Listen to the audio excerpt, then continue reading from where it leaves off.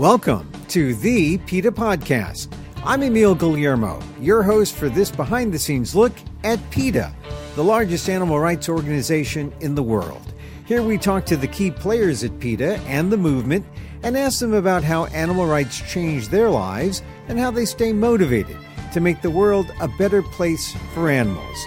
On this episode, PETA sues to free the Animal Welfare Act. The USDA has closed up its records, essentially shielding violators of the law that's intended to protect animals in this nation. So PETA is suing to force the USDA to do its job, because right now, the animals are suffering. There have been numerous animals found dead at facilities, numerous animals suffering. So it's quite a bad situation, and now we're not able to address it in the way that we were able to step in for the USDA in the past.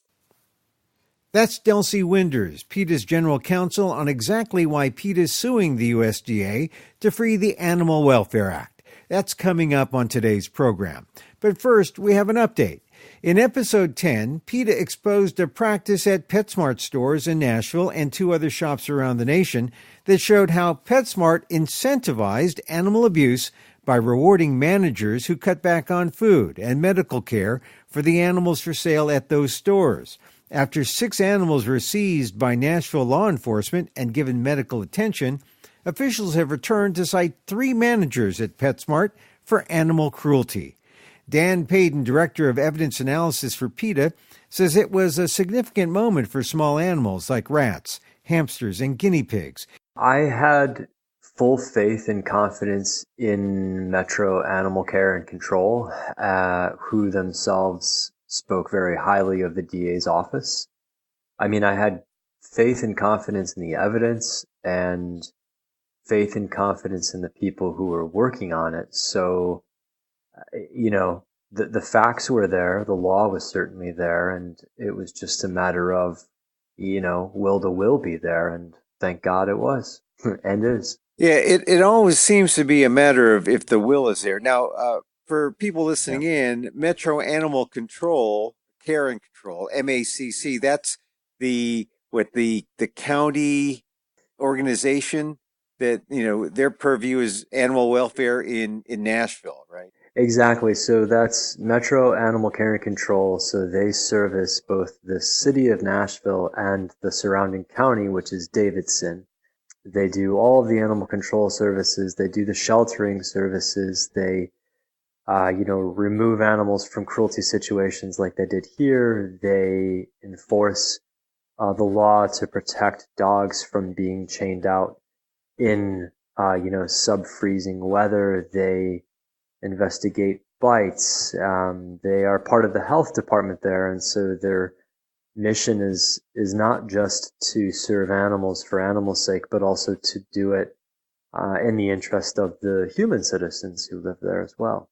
Yeah. So they went in, they raided and investigated this Nashville PetSmart. They took animals out, and it culminates in these 3 employees being charged. What are the specifics? It's 2 men and a woman. They were employees of that store, and they were charged with a misdemeanor for a first offense. What did they do? And is a misdemeanor sufficient in your mind? So the defendants, this is Gregory Gordon, Mr. Christopher Stengel, and Miss Tanya Smith. And these are respectively the manager, assistant manager, and so-called pet care manager of that Nashville store, PetSmart store that police raided just about 2 weeks back. They are the individuals who are on video over and over again saying they're not giving care to these sick, injured, dying mice, guinea pigs, hamsters because they want their bonuses and they have to keep the costs down. So they're now facing each of them a single Class A misdemeanor cruelty charge, which is punishable by up to 364 days behind bars and or a $2,500 fine.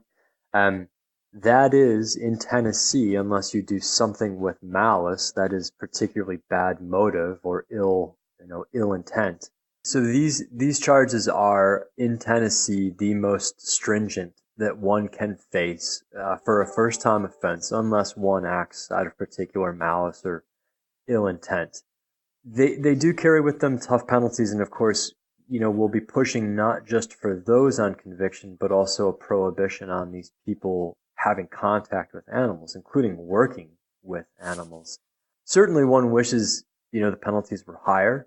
This is a good first step towards a measure of justice. I say a measure because, frankly, what penalty could serve justice to Towns, that guinea pig who, was unable to stand on a Friday night and who two managers turned their backs on and said they would not get help for? What penalty could really hold a candle to what Tony the mouse went through for over 4 weeks, laboring to breathe in a plastic tank in a back room of a shopping center? There is nothing the law could afford those animals, or frankly, those who abuse them, that would somehow make things right. But it is a precedent-setting case. This is, to our knowledge, the first time PetSmart workers have been charged criminally with abusing or neglecting animals in their care. So it is a huge case, and the message that will be sent and is, ricocheting around the country, and I would think PetSmart's 1,600 stores, is just as important as any penalties that might come if these three individuals plead guilty, plead no contest, or push it to trial and lose. And what is PetSmart saying, or have they said anything subsequent to the charges that were brought out on Friday?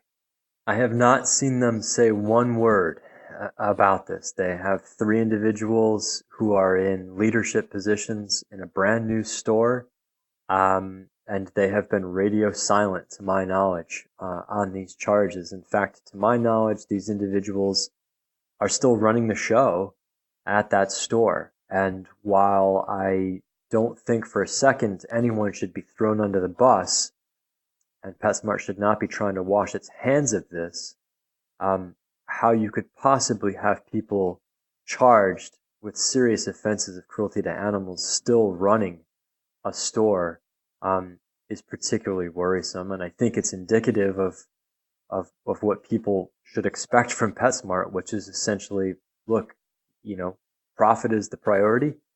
It's all about the bottom line. And, oh, by the way, we sell animals, and if they suffer or if people are accused of criminally neglecting them, that's not a priority. According to some reports, in a statement after the raid, PetSmart said that some of the footage that PETA provided to the authorities were several years old, but they did say that they would work with authorities to obtain the relevant facts. Is that enough in your mind, or should PetSmart do a lot more? Oh, well, it's nothing in my mind. It's false to begin with. They confused footage that they know very well we've recorded in other stores of theirs and their supply chain over the years with the very real footage and the very fresh evidence that a court of law approved as probable cause to execute that warrant and now to charge these three individuals. Frankly, anything out of PetSmart's mouth, short of we're done selling live animals, won't be enough. It won't be enough for PETA, and it won't be enough for countless good people who have been saying for years, and in some cases just days after learning about all this, that they won't be caught dead in any of those stores or even shopping on PetSmart's website until live animals are no longer part of who, I say who, not what, that chain offers for sale. Now, there's going to be a court appearance in May. Do you think there's going to be a trial, or do you think, what is PETA willing to accept if there's an offer to bring some changes to the situation at PetSmart by the company? What's important is that these three individuals, first and foremost, take responsibility for the roles they played in numerous small animals, widespread, long-enduring suffering, pain, agonizing, slow deaths in that back room at that store. I think oftentimes in these cruelty cases, people will say they're going to take it to trial. And when push comes to shove, when they get counsel and they get advice and they realize that they're on video making incredibly damning statements, and they realize that there's 4 veterinarians who have examined the animals in question willing to testify, suddenly that bravado melts away and plea deals are made. What's important to us is that there is a conviction on each of these individuals' record, and that if the court will permit it, that they be told to stay away from animals, both at home and in the workplace. Regardless of the setting, anyone who abuses or neglects an animal ought to be told to leave them alone, whether that's a dog or a cat, or that's a parakeet or a hamster. The hope, obviously, is that this is a wake-up call, yet another wake-up call for that $7 billion company, to see the writing on the wall, to see that society is not going to go away quietly and accept animals paying with their lives, so that PetSmart can make a few more dollars and bring more and more people in and fool them into buying supplies for those and other animals they might already have in their home. When we began talking about this in a previous podcast, we talked about the idea that many people, when they heard about this at first, thought, well, all right, it's not a dog or a cat, it's a small animal, but they weren't as concerned, in other words. Do you think Sure. this does a lot to change the minds of those people, that to make them understand, these 3 charges against these people, misdemeanor charges, albeit, but three criminal charges against these people for treatment of these small animals? Do you think it's going to change some minds, not just at PetSmart, but around the country, that these small little creatures who were hurt by these people are important? I do. I think it's a huge day for those species. I think it speaks volumes to the view and the work of local law enforcement there. They have not drawn a distinction based on how much the animal weighs, whether you're talking about a 1-ounce hamster or a 20-pound dog. The law doesn't make that distinction. There's no reason that good people do. They all suffer the same. Whether you're talking about, a cat, people are more familiar with, or Rupert, this hamster whose eye is slowly healing from an infection. He is the same in the eyes of the district attorney, in the eyes of the court, in the eyes of the Tennessee legislature when they crafted the cruelty statute, and he is the same in our eyes. He feels pain, and he deserves every protection from that. I think also what people are seeing is that the way that PetSmart and these particular managers treated those small animals in their care is not that different from how dogs are being treated in PetSmart's grooming salons around the country. There's been a raft of news recently about dogs dying in grooming operations at PetSmart, whether from bad handling or neglect, from sometimes being tied up and suffocating to being put into dryers and, to succumbing to heat exhaustion. Whether you're concerned about dogs, cats, hamsters, birds, fish, lizards, anyone and everyone, PetSmart is one of the last places to be. I mean, their own manager down in Florida said in our video, this is a horrible place for animals. PetSmart is a terrible place for animals. The video doesn't lie. The charges don't lie. And I think it's a bellwether time for that chain and for good people And I hope that the animal sales there are quickly on their way out. Dan Payton, Director of Evidence Analysis for PETA, on a victory in Nashville where 3 PetSmart managers were cited for animal abuse recently.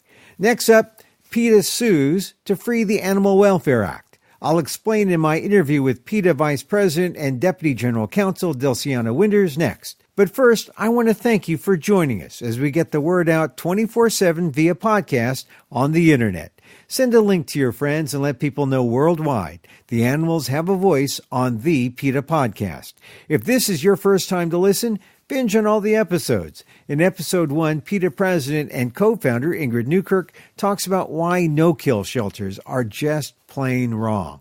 Check out the links on this podcast player or on PETA.org or wherever you listen to podcasts. Stitcher, YouTube, Spotify, you'll find us. Also, the first Saturday in May is coming up, and that's Kentucky Derby time. Listen to how PETA is working to end animal abuse in that so-called sport.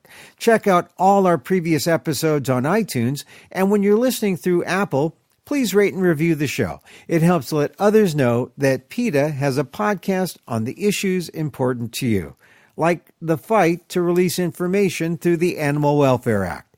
Just how important is that? It's extremely important, in part to be able to hold the USDA accountable, to alert the public and members of Congress when they're not doing their job, when they're just giving slaps on the wrist to facilities. But I would say the inspection reports are probably the very most important thing, because we've learned about countless suffering animals through those reports and been able to go in and help those animals, in many cases even rehoming those animals to suitable facilities. And now we're not even able to track where these animals are at, even though we do see descriptions of horrific conditions, even dead animals found by inspectors. Delcianna Winders is Vice President and Deputy General Counsel for the PETA Foundation, a visiting professor at Pace University Law School, and lead on the fight to open up the Animal Welfare Act as it's currently administered by the Department of Agriculture. In this conversation, Winders breaks down what the USDA is doing and how that only makes animals suffer. So one of the U.S. Department of Agriculture's duties is to enforce the Animal Welfare Act, which is our nation's most important animal protection statute.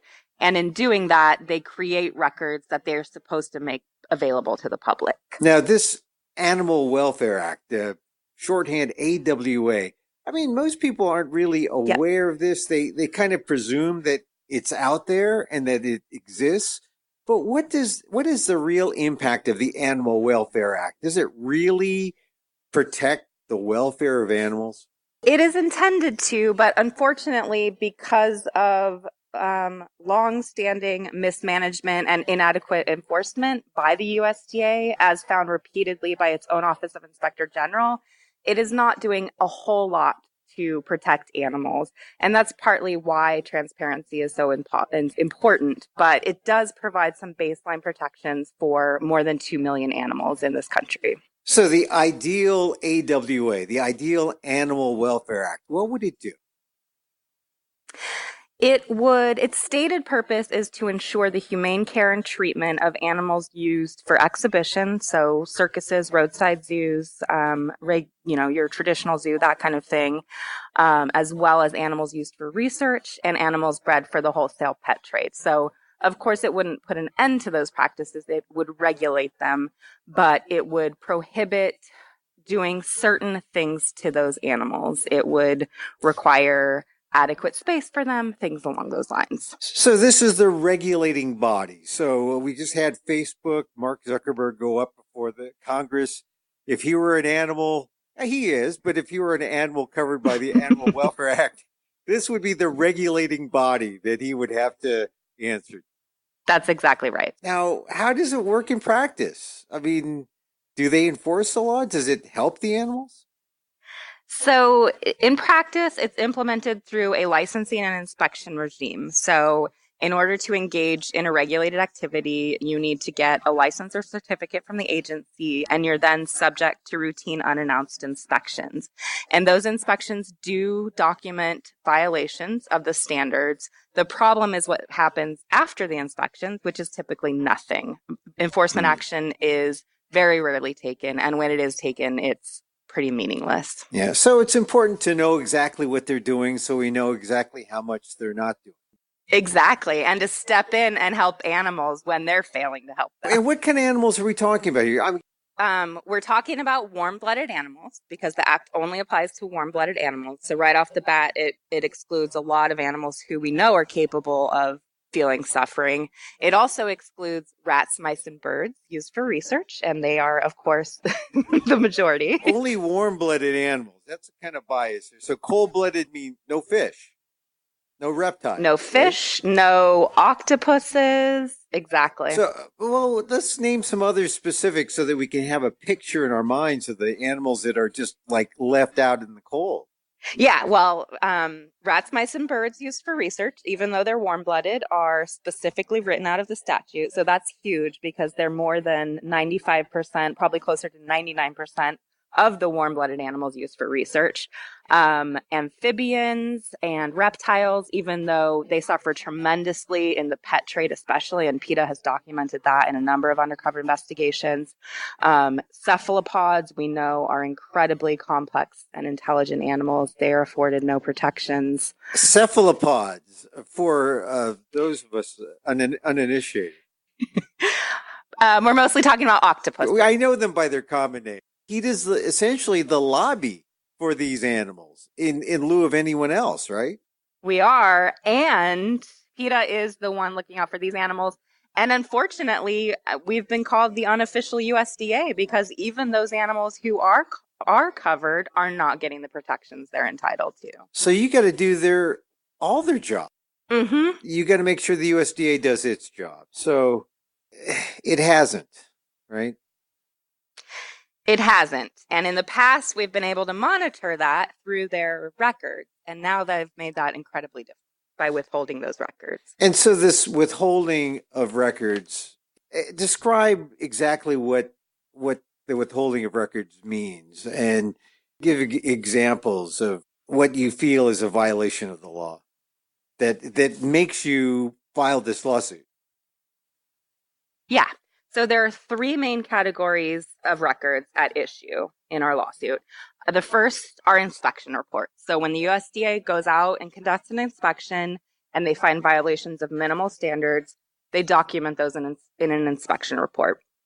And for years, many years, those inspection reports were posted online, and the agency actually acknowledged repeatedly that they were required to post those records online pursuant to the Freedom of Information Act, which requires not just responding to requests for records, but actually proactively posting certain records on agency websites.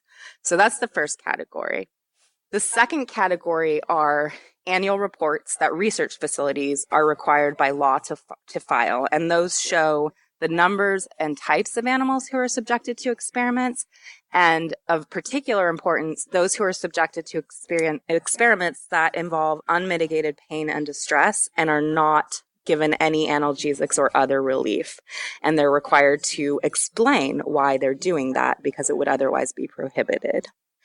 And the third category of records are enforcement records. So the records where the agency has determined that the violations are sufficiently egregious that it's going to take enforcement. And unfortunately, the majority of those are mere warnings. Sometimes there will be a settlement agreement. Very rarely an administrative lawsuit will be filed. And again, those used to be available on the agency's website so we could track how well they were enforcing or to the extent to which they were failing to enforce, and we can't do that anymore. All right, so what happened? One day you went to the computer, you're going to look to see what they were up to, and it was blank? Yeah, so on February 3rd of last year, 2017, the agency took all of these records down from their website. They have since restored some of the records, but in a totally inadequate fashion. So the enforcement records that I just mentioned, they have not reposted at all, and the agency has said they intend not to repost those. So that's a big problem. The research facility annual reports are being posted without the explanation pages to show why they were subjecting animals to unmitigated pain and distress. And the majority of inspection reports are now being posted with the identifying information about the violator totally redacted. So we can't track who is responsible for the violation. How useful are any of these records that they've reposted or that they put back up since they took them down in February? They're of very, very little use. We can only make, big picture conclusions. We can see trends, including that the agency is inspecting less frequently and citing less frequently, but we're not able to track who is responsible for violations and when, if ever, enforcement action is being taken. And it's a big problem, especially in light of their chronic failure to enforce the statute. Now, why were they taken down in the first place on February 3rd, 2017? Was it, is it connected with the Trump, the new administration, or, have you always had this sort of inkling that they were going to move in that direction, or was it totally a surprise? Yeah, that is a really, really good question. And we don't know the answer, actually. On the day they took the records down, February 3rd, 2017, I actually submitted an expedited FOIA request for records about the decision to take everything down. And they granted expedited treatment, basically acknowledging the high public interest. But so far, I have only gotten back about 1,700 completely blacked out pages. And I was recently told it would take up to another year to get anything further. So we don't really know. They've made some vague assertions, but haven't offered any real explanation as to why this is being done. 1,700 blacked out pages. I guess there was no shortage of felt pens back there at the office. Exactly. And why they bothered sending me the actual black pages, I don't know. This is where journalists and activists sort of come to, there's an intersection here, because you mentioned FOIA, the Freedom of Information Act, and this is generally where journalists who realize that you've got something good when people don't want you to know certain things. That's the good stuff. So, right. And then when you get the FOIA after years, maybe a short time, maybe 1 year, you get these redacted pages with black, and you say, oh my goodness, they really don't, this is really good stuff because they really don't want us to know. Exactly. What does an activist do? I guess you go to the suit, right? Yeah, we file suit. That's what we do. And it also affects, the journalism is a really good point. It also affects scholarship. So I'm part of the lawsuit. In addition to PETA and some other organizations, I'm a plaintiff as an individual because my scholarship has been impacted. I write scholarship on the Animal Welfare Act, and I've relied heavily on these records. And now I'm unable to do any analysis of what the agency is up to. So we sue. That's the last option that we have. What are the prospects of a lawsuit given the current environment, the courts, the views on regulation, views toward animal rights? What are the prospects? I hate to speculate what a lifetime appointed judge is going to do, especially because we have so many new appointees from the new administration. Under the law, I think our case is very strong. The law says, and has said since 1996, that if records are requested frequently by the public, you need to put them on your website. The USDA itself, we have documents from them saying over and over again, these specific categories of information are the most frequently requested records. We are required to post them on our website. You would think it's a slam dunk. I hope so. I think it's a very strong suit, but one never knows. What do you think they're trying to hide? I guess you can, is there anything you can infer from what's redacted? Are they just maybe trying to, maybe respect privacy? What do you think they're trying to hide? I mentioned that they've made some vague assertions about what their purported purposes are here, and they have cited to privacy. So it seems, and in fact, from what they've said in response to individual FOIA requests we've submitted, they're trying to protect violators of the law from being embarrassed, which they consider a privacy interest. That is outrageous in my view. That is not what the Freedom of Information Act is intended to protect. And it's particularly outrageous because they're using this for corporate entities, universities, facilities that have no privacy interests under the law whatsoever. So when you say violators of the law, it could be anywhere from the guy with the roadside zoo to the University of Wisconsin, or the University of whatever. I mean, it could be a research facility, or it could be a big corporation. Yeah. So for all of those types of facilities you just said, they're not posting any enforcement actions, and they're not posting any explanations of their research annual reports. So exactly. How useful would any of that information be to PETA? And it's extremely important, in part to be able to hold the USDA accountable, to alert the public and members of Congress when they're not doing their job, when they're just giving slaps on the wrist to facilities. But I would say the inspection reports are probably the very most important thing, because we've learned about countless suffering animals through those reports and been able to go in and help those animals, in many cases even rehoming those animals to suitable facilities. And now we're not even able to track where these animals are at, even though we do see descriptions of horrific conditions, even dead animals found by inspectors, and our hands are tied. So when you see the redacted entries that show the culprit, they don't redact the mean-spirited things, or exactly, just who did it is redacted. So it's incredibly frustrating. So from what they've given you, exactly how bad is the situation out there? That must give you something, right? That it's no better, or it's better, or... It's not gotten better. It's quite horrible. I mean, I had one a couple weeks ago. There was one where a guinea pig dealer for the pet trade, the inspector found numerous dead animals that the breeder had not noticed were dead, and then a handful of other animals who were in severe need of veterinary care. The facility owner had not, again, noticed. There was another one where a dog breeder, the inspector found a puppy in her water bowl convulsing. The water was full of blood. She lifted the puppy out, and the puppy died in the inspector's arms. There have been numerous animals found dead at facilities, numerous animals suffering. So it's quite a bad situation, and now we're not able to address it in the way that we were able to step in for the USDA in the past. In the past, what could you have done under the Animal Welfare Act? Could you have taken a violator to court, get him fined, get him cited? What is the real power? Where's the So the Animal Welfare Act, unfortunately, does not have a citizen sue provision. So we could not take action directly under the act, but we were able to find other creative ways to act, including we've brought Endangered Species Act lawsuits based on Animal Welfare Act violations and been able to help animals in that way. We rehomed a solitary chimpanzee, for example, through an Endangered Species Act lawsuit. We are also able to use some state statutes to advocate for these animals. And sometimes it's just a matter of going to the facility and being able to educate them about better treatment, or convincing them to surrender animals that they're not capable of caring for. Well, how frustrating is it when it seems like you have the act, it's not very strong to begin with, and then they start redacting things, or taking away the transparency, making a weak thing even weaker.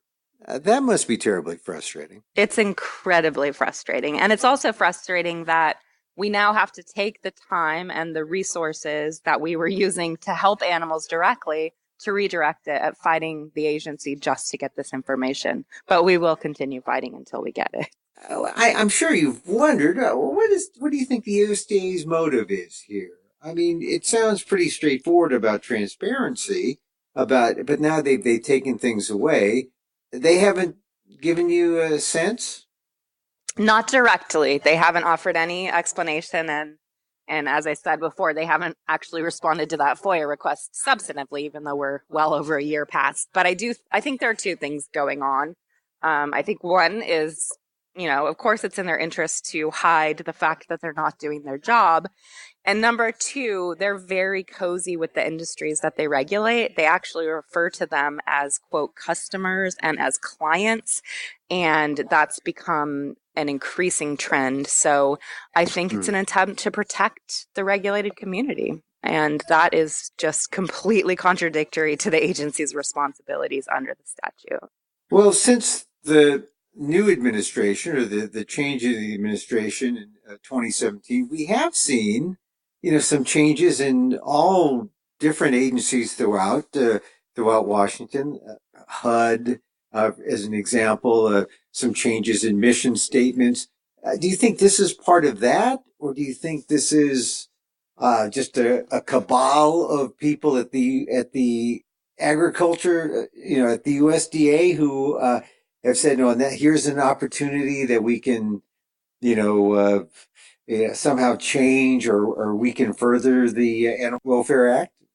Yeah, I think it's all of those things. So I definitely think the change in administration has made it easier to do this, but I think the push was there already. We were already seeing this rhetoric about the regulated entities being clients and customers. We already know from decades worth of Inspector General reports that the USDA has never adequately enforced the Animal Welfare Act. In fact, we know that when they were assigned with the statute 50 years ago, they begged Congress not to give it to them.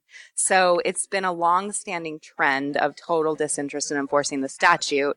And now this current administration has made it easier for them to get away with what they're doing. What can listeners do? I think there are two main things listeners can do. One is contact their members of Congress and urge them to hold the USDA accountable. Congress has actually shown remarkable interest in this issue, and has made a number of statements to the agency that they should be restoring these records, but hasn't really put any teeth in those demands yet. So I think that's one that's important to keep the heat on Congress, to keep the heat on the agency. And the other, frankly, is to support PETA as much as possible. PETA has been leading the charge on this issue since day one. Since February 3rd, we have been filing appeals against the agencies, litigation, publishing information about it, and even published thousands of records from our own files that were taken down from the website so that people could access them. Do you think that the lawsuit will have any effect, or do you think this is one of the things that just drags on in the process? Or I know you're hopeful, but I mean, like I said, I think our arguments are very good. I think the law is clearly on our side. I think the USDA's own repeated statements make clear that they know they're required to post these records. So it will take a while. Federal litigation is never fast, unfortunately, especially when the government is involved. But I am optimistic that this will ultimately get the records restored. In the meantime, what happens to the animals? In the meantime, PETA is going to continue sending our own investigators out into the field to monitor animals as best we can. Of course, that's difficult because there are thousands of regulated entities and some of them are behind closed doors. We are submitting records requests to state and local agencies and other federal agencies, doing our best to make up for this black hole that's been created. All right. Well, we'll wait. I mean, it's a long process, so we'll keep our fingers crossed. Yes, please do. Thank you.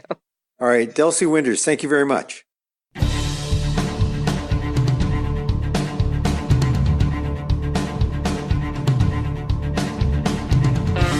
Delcianna Winders, Vice President and Deputy General Counsel for the PETA Foundation, and a visiting professor at Pace University School of Law, and the lead on the fight to open up the Animal Welfare Act. And that's our program for today. For more information, go to PETA.org.